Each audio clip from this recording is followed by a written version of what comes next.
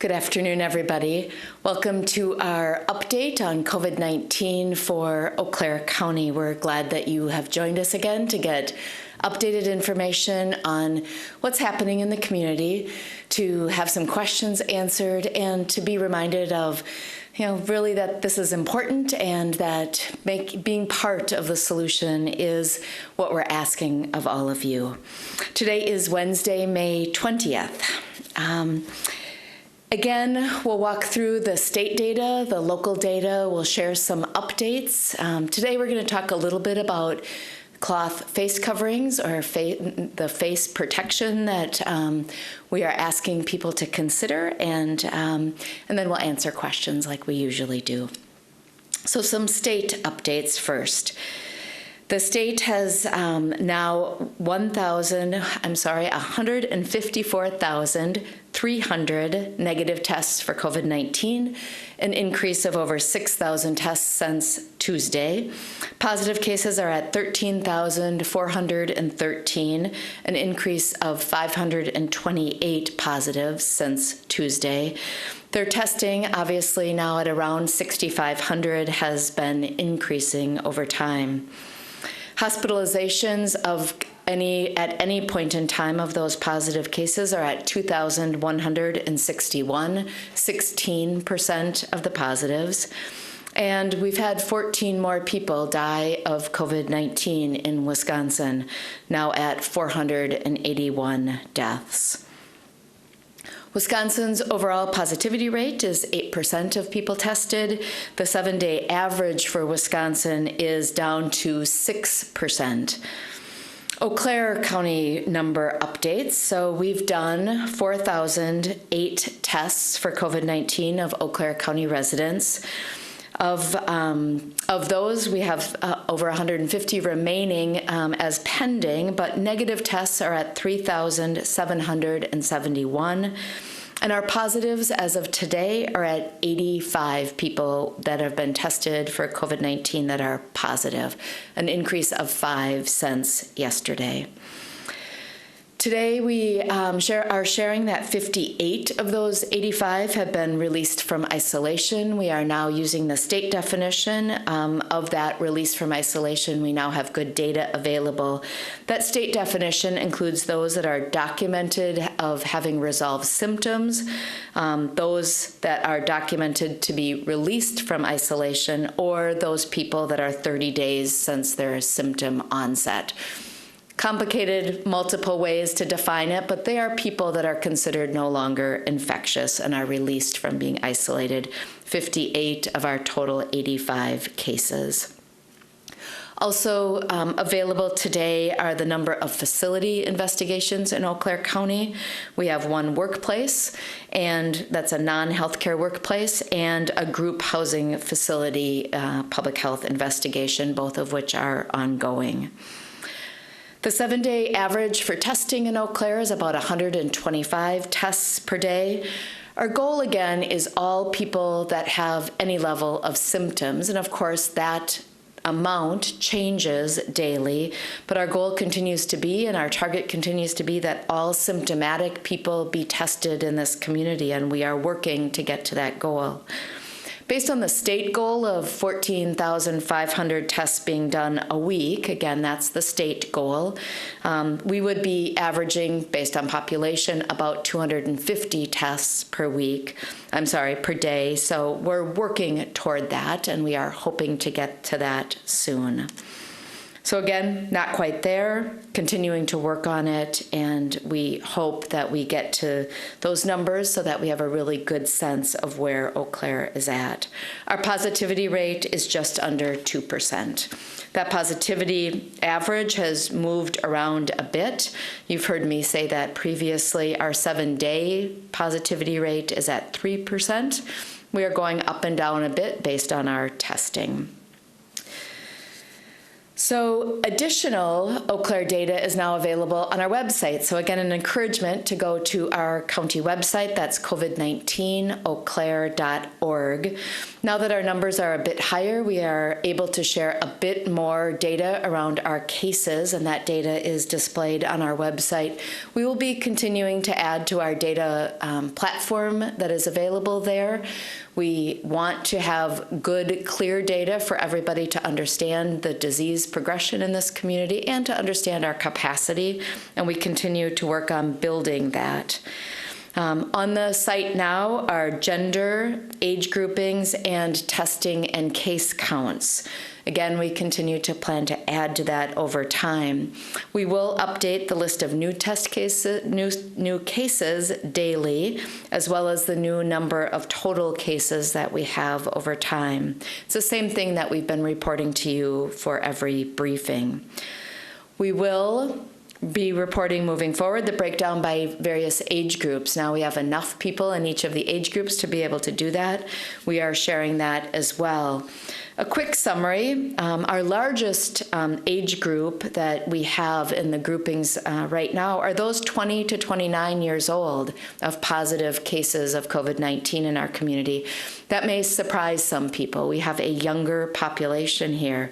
Those between 30 and 50 years old are 26 of our total cases. So again, the majority of our cases are in that adult age group. Those over 50, we're at 21 cases, and those younger than 20, we have 5 cases.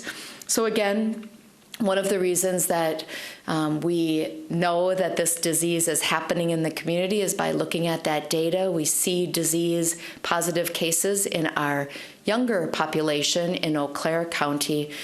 We've done a really good job, I think, of protecting our older adults by many of the strategies that we've had in place, and our ask continues to be to protect those people that are in older age groups, to protect them from getting the disease by those of us that may be in a situation where we have asymptomatic spread happening, and by younger people who may not think that the disease is a big deal, but if they spread it to older adults or those that are immunocompromised, there may be challenges. Also on our website, it not only is the new public health order on the website, which was earlier this week also available, but we have a frequently asked question document newly added today. So again, we encourage people, if you have questions about the order, to look at not only the order language and review that, but do review the frequently asked questions. If answers are not available on the website for the things that you would like to know more about, the call center number is 715-831-7425. That number continues to be available for people that would like to learn a bit more or have questions. A couple of state updates.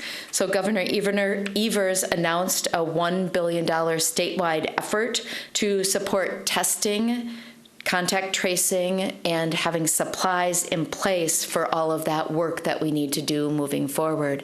You've heard me talk a lot about both testing and contact tracing, and the governor announced dollars going into that. Those are federal dollars funded by the CARES Act, and that money will help not only local efforts, but also state efforts related to those contact tracing important work that we do, as well as the testing. We'll have more information about that as the dollars are released in more specificity, but we are involved in conversations with the state about that. Governor Evers also announced a rental assistance program, $25 million available to people who lost income due to COVID-19 and that need help paying their rent. So there are income requirements related to that program, and payments would go to the landlord in this situation for this pot of money. It's another part of We're All In initiative, and we know that there are people in our community that importantly need that kind of support. On Monday, we talked more about the local public health order, and I'll just share a couple of additional comments today about that as we've gotten questions coming in. First of all, there are requirements in this order about gathering for individuals and gathering in spaces. So not to gather in groups greater than 10, and making sure that businesses are following specific practices to assure things like physical distance, cleaning, reduction in numbers altogether at the same time, and keeping sick customers and employers away from their business. These are really based on principles in public health and on risk reduction. We've described that before, but a reminder that that's how that order is written.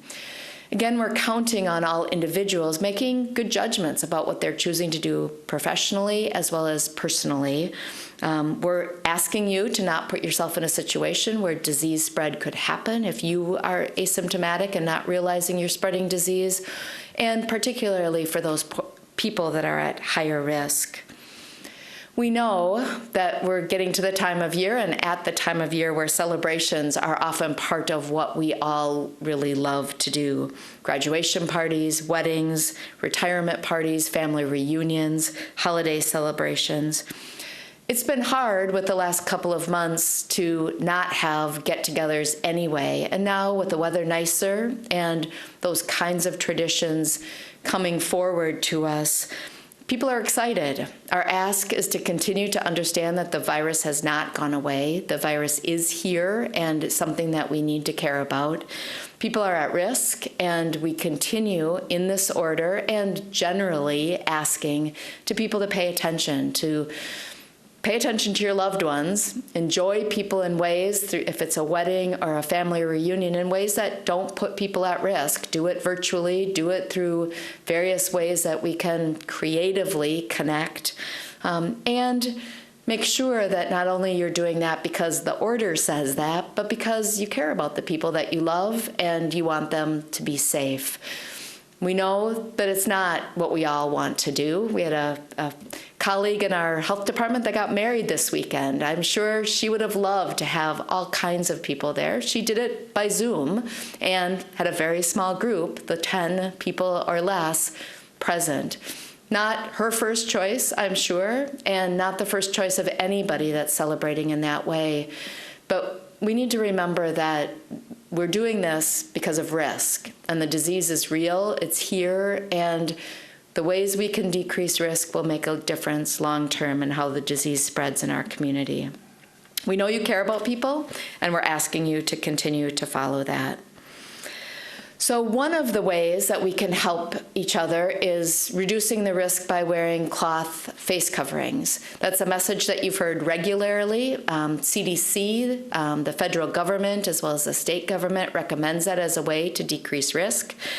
We have Audrey Berner here, a public health specialist for the health department and someone that works a lot with us on messaging, to share a bit more about cloth face coverings, what our ask is, and to start changing all of our ideas about making this something that we just do. So she is going to share a bit more with you, and then I'll be back afterwards to answer questions.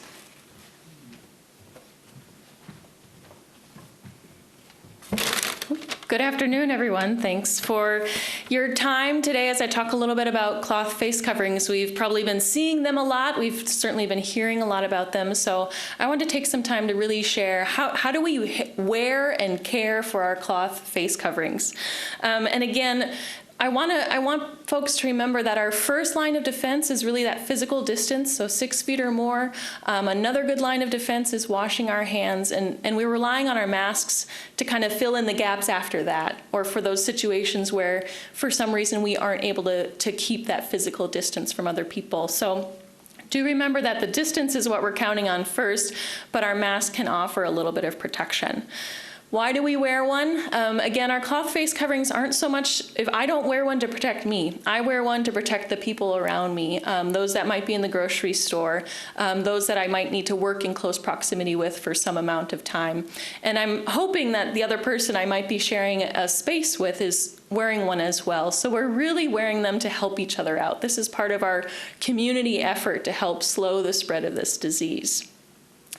What kind, then, is the next question? And I think we've probably seen and heard about lots of different kinds. There are some general guidance, again, for the general public. We're asking that those homemade cloth face coverings, so here I've got one with little birds on, that those would be the kind that we would wear in those general situations when we're out in public. Surgical masks and N95 masks, hopefully most of us know by now, those are really reserved for our first responders, for our healthcare workers, those folks that, because of their line of work, need a higher level of protection. So those types of masks we are reserving for those. So we're sticking with our homemade cloth face coverings. You can also purchase ones like these online. The best kind of fabric is a really tightly woven cotton, something, folks that sew and quilt very often, they'd be very familiar with. But there's lots of other household fabrics too. So we're looking for something that has a very tight weave. At least 2 layers is the most protective. Depending on different kinds of fabric, there might be different number of layers, but at least 2 layers of a really tightly woven cotton is our best preferred material. When do we wear one? Again, this is for the situations when we're in public and we might not be able to keep 6 feet from one another. I wear mine most often, I think, if I'm picking up my morning coffee, or going through the drive-thru, or getting to picking up dinner. Those are types of situations where it's hard to keep that 6 feet distance. You might also see folks, you might also wear one at a grocery store, at a pharmacy, perhaps if you're riding public transportation. A lot of those are spaces where sometimes we can't control that 6-foot distance, and so we can help one another out by everyone who's involved wearing a mask. According to the order, the masks are only required if you're in some very specific situations. So we talk about masks if you are someone who's receiving those personal one-on-one services, so body art, hair salon, nails, those types of one-on-one services. If you're the person receiving those services, you're expected to wear a cloth face covering. If you're the person giving those services, so if you're the business owner, the person who's working, you're also expected to wear a cloth face covering, and we do have some recommendations for a face shield and other protection as well.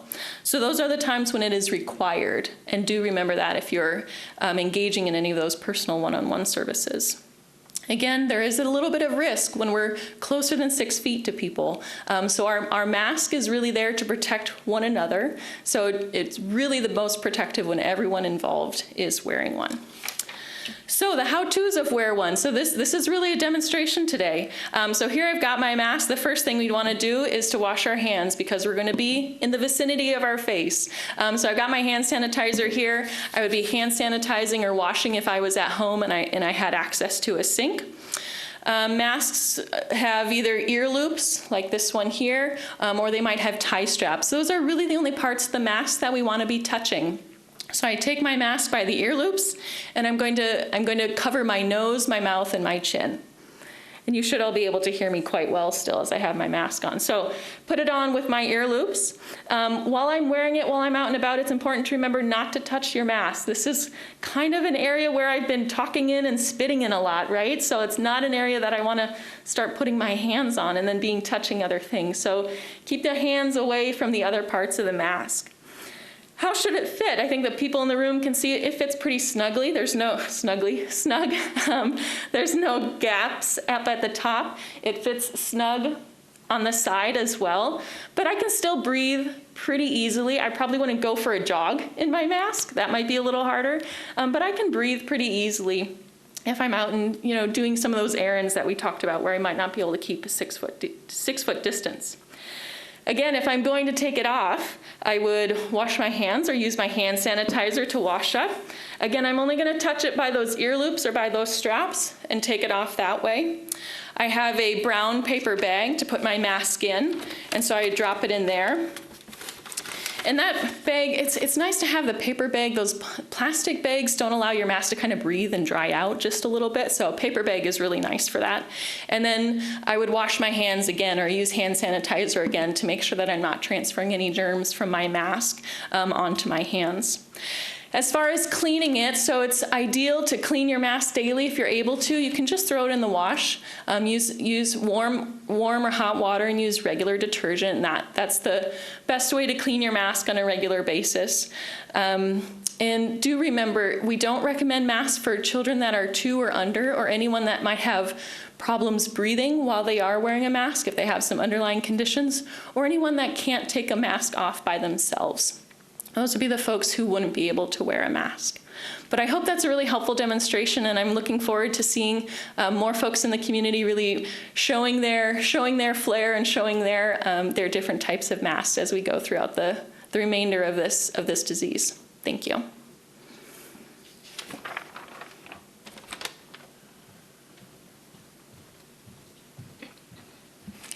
Thank you, Audrey, for that. Again, part of our goal is to change the culture of mask wearing, face covering wearing in Eau Claire. Our goal is that, it becomes just the thing we do and the thing to expect. Again, it's not going to eliminate the disease being transmitted in this community. It will help decrease the risk, though, if we use a mask appropriately and if both parties are wearing that when they're coming in contact with each other. So again, our ask in order to protect others around you is to do that.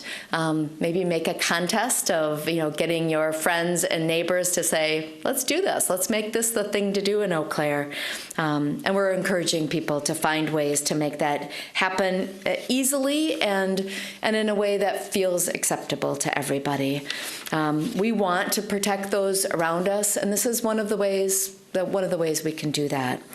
If you know people that have difficulty getting a face covering, reach out to them and offer one. Make sure that we have everybody having the ability to have that cloth face covering available. So again, thank you for joining us for these updates. The COVID-19 website, where lots of good information exists, including information on face coverings, is covid19eauclaire.org. Our call center number is 715-831-7425. We'll be back on Friday to share more, and I am available for questions now. Yes? With it being about a week since the statewide order was lifted, local orders were kind of put in place. Have you guys seen an influx in phone calls, complaints for businesses not doing what they're supposed to? Have you noticed anything personally when you've been out, in your daily activities, or do people seem to be acclimated to this now and are following things pretty well? Sure. So the question is, we're about a week out from the Safer at Home statewide order being lifted and the local order being put in place. What are we seeing related to behavior, related to response to that?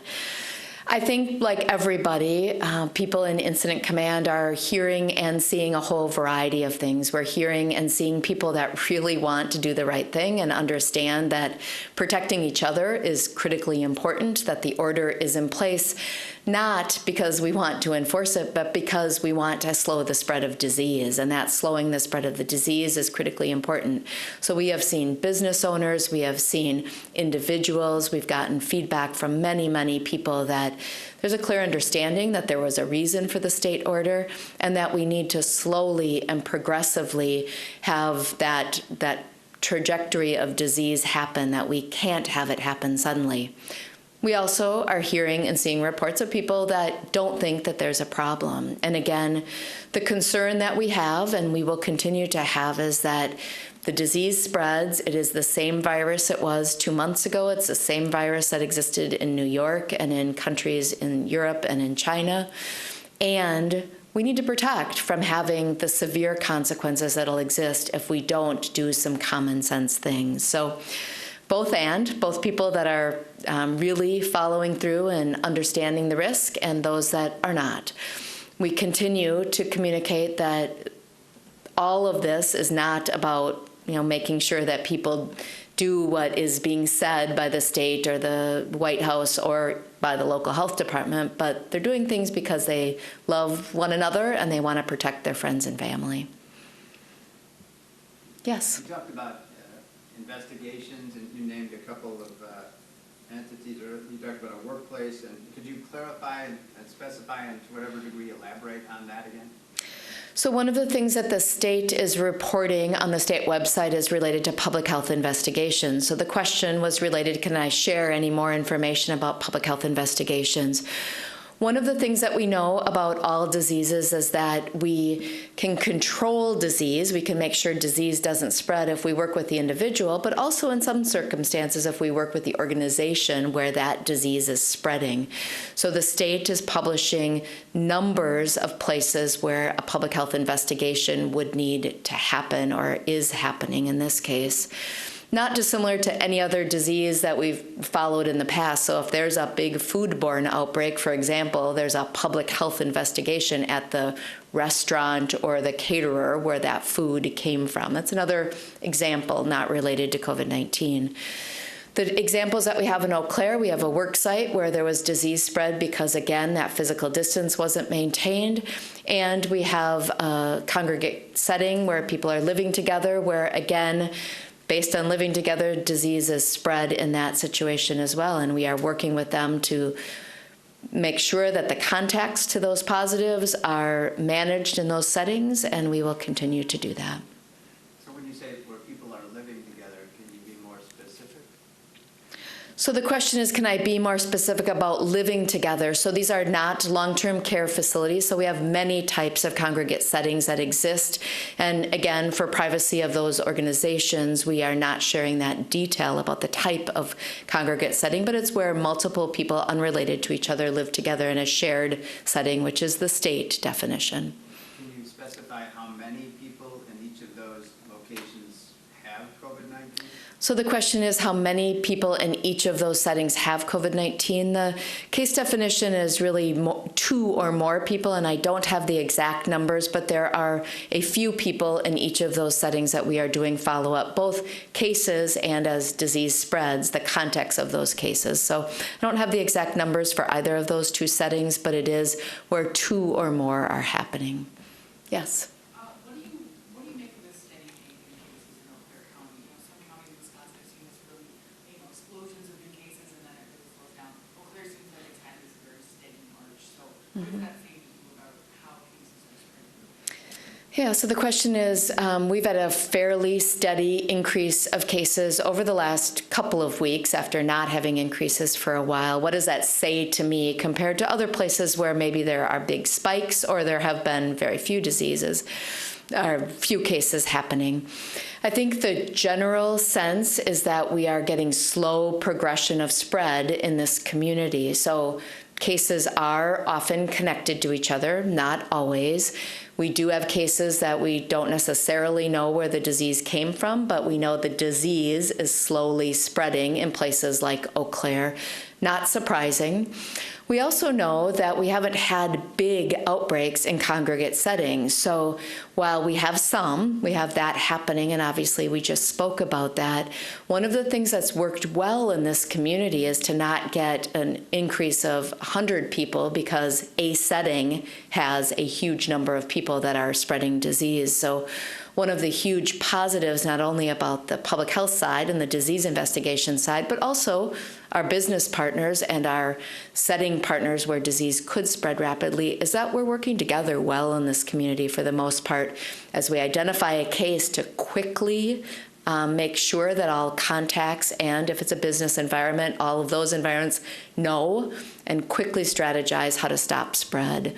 So spread to the first line is something that's why we have contacts of cases stay home. If they stay home and maintain quarantine, we won't get further spread from that single case. So again, the better we can do of that work, single case, I quickly identify contacts and keep them home, we stop the spread of disease from that specific case.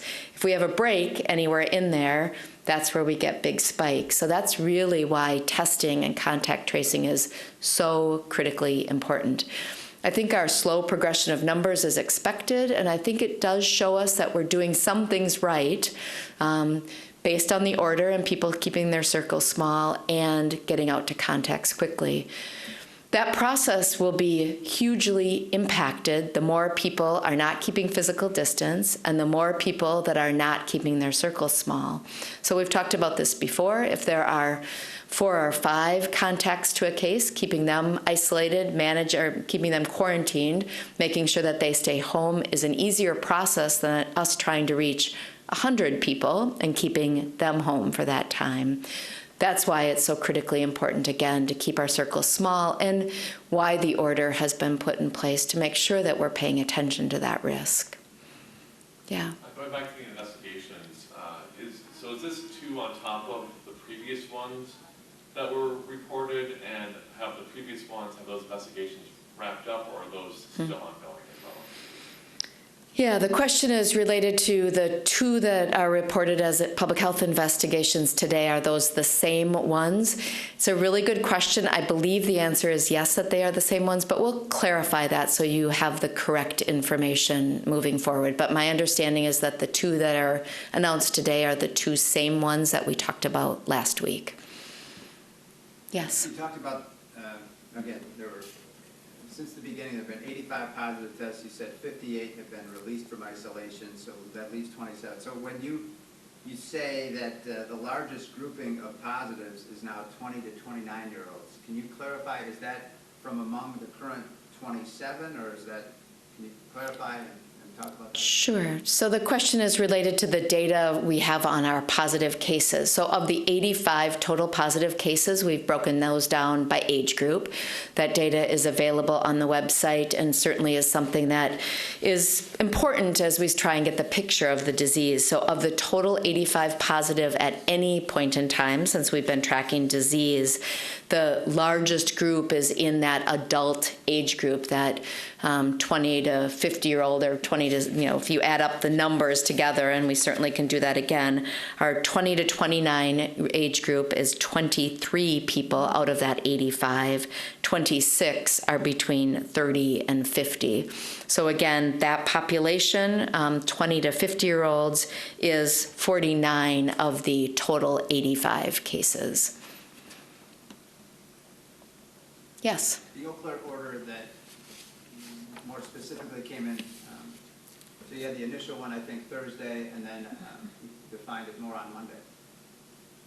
It seems on social media, I've seen some people calling into question, they're like, some are saying, this is just like their, like the city county health department's just kind of a well-meaning grandparent, and there's, again, just raising the question. It seems like some people in the public are raising the question about enforceability of this. And so can you clarify, is it more than, is it a suggestion, a recommendation, or what? Yep. So the question is related to the public health order that exists in Eau Claire. This is a public health order. It is not a recommendation. There are portions of the order, and if you read it carefully, there are pieces of it that are recommended, but the order itself, the language in the order, is a requirement. Again, the need for that order is to really pay attention to 2 things: the risk of disease spread, which is happening because of physical distance and a number of other measures that are listed in the order, and related to mass gatherings. Those are 2 key public health principles that exist in orders across the U.S. and internationally. So physical distance and mass gatherings are requirements in this order. Mm-hmm. I know the hairstylists, from what I gathered, were excited to have the opportunity, at least some, returning to their jobs. One noted, though, that the challenge she faced on day 1 was hair that was getting inside of her mask and into her throat. So this is sort of a cat in a hat thing where a solution is creating a problem. So any thoughts? So the question is related to those that are doing one-on-one services and the challenges with doing close services that are nearer than 6 feet and the requirements around that in order to do it more safely than to not doing it at all. So the order does require cloth face coverings. It recommends something like a face shield. In all those creative ways that people are leaning into this, there may be challenges for individuals, and we certainly recognize that. The goal with all of the requirements is to keep not only the person that is providing the service safer, but also the individual that's receiving it. We know those settings are opportunities for close contact to happen and disease spread to happen even when people are asymptomatic. We do understand that for some, there's going to be some learning curve to figure out how to do that well, whether it's nail salon service or hair cutting. And I'm confident that people are coming up with creative ways to work around things like hair falling off people's heads and where that goes. So I'm confident that people will work through that. And yeah, there'll likely be some bumps in the road until they sort through the best ways to make that happen.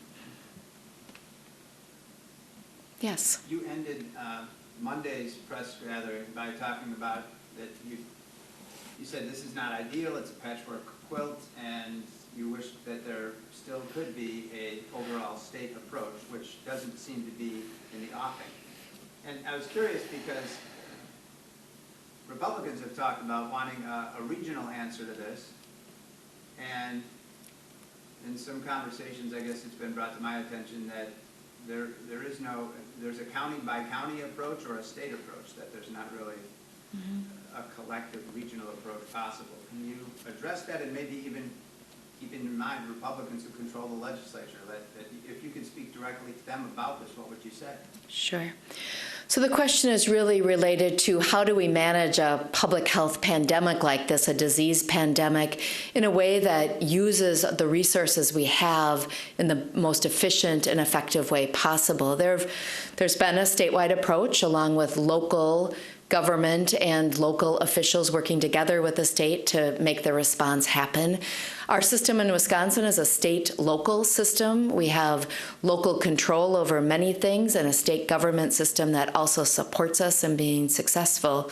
That system was in play when we had the state order.